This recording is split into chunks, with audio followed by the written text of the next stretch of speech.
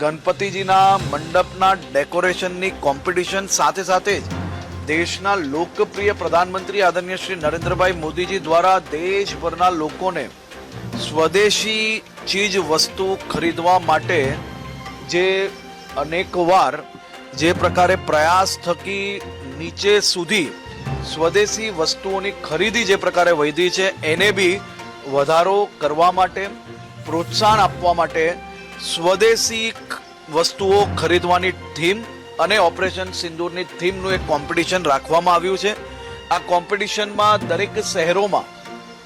મહાનગર દીઠ પહેલું ઇનામ પ્રાપ્ત કરનારને 5 લાખ રૂપિયાનું ઇનામ આપવામાં આવશે। બીજા નંબર પર આવનાર સંસ્થાને 3 લાખ રૂપિયાનું ઇનામ અને એ જ રીતે ત્રીજા નંબર પર આવનાર જે સંસ્થા હશે તેને 1.5 લાખ રૂપિયાનું ઇનામ આપવામાં